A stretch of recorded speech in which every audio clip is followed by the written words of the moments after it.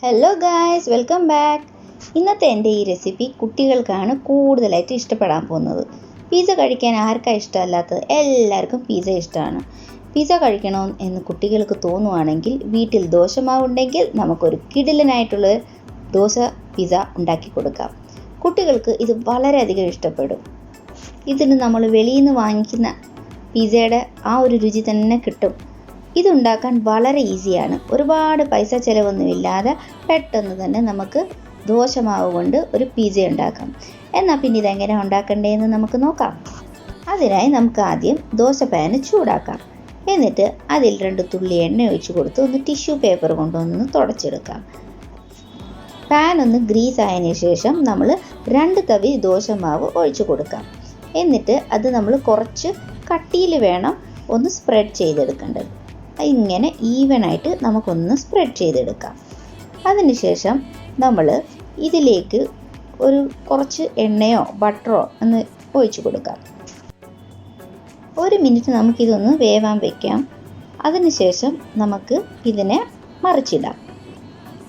ഇത് ഒരുപാട് ബ്രൗൺ ആവേണ്ട ആവശ്യമില്ല, ഒന്ന് വെന്ത് കിട്ടിയാൽ മാത്രം മതി. ഇപ്പം ഫ്ലെയിം ലോ ആക്കിയതിന് ശേഷം നമ്മൾ ഇതിൻ്റെ മുകളിലായിട്ട് 2 table spoon pizza sauce spread ചെയ്ത് കൊടുക്കണം.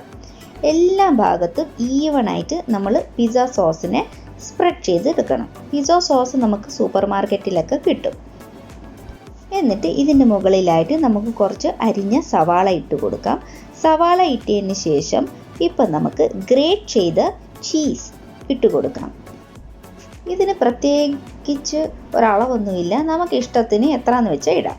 അതിനുശേഷം ഞാൻ കുറച്ച് കളർഫുള്ളായിട്ട് ഇരിക്കാൻ വേണ്ടിയിട്ട് 3 നിറത്തിലുള്ള ക്യാപ്സിക്കമാണ് ഇടാൻ പോകുന്നത്. ഞാൻ യെല്ലോ ക്യാപ്സിക്കം, റെഡ് ക്യാപ്സിക്കം, അതുപോലെ ഗ്രീൻ ക്യാപ്സിക്കം എടുത്തിട്ടുണ്ട്. ഇതിനു വേണ്ടി നമുക്ക് ഇഷ്ടമുള്ള ടോപ്പിങ്സ് ഇടാം. ഫ്രൈഡ് ചിക്കൻ ഉണ്ടെങ്കിൽ അത് ചേർക്കാം, സ്വീറ്റ് കോൺ ചേർക്കാം.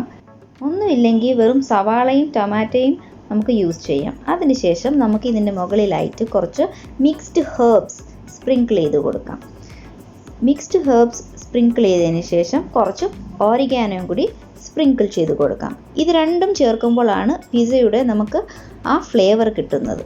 എന്നിട്ട് ഇതിൻ്റെ മുകളിൽ കുറച്ച് പൊടിച്ച ഉണക്കമുളകും ഇട്ട് കൊടുക്കാം.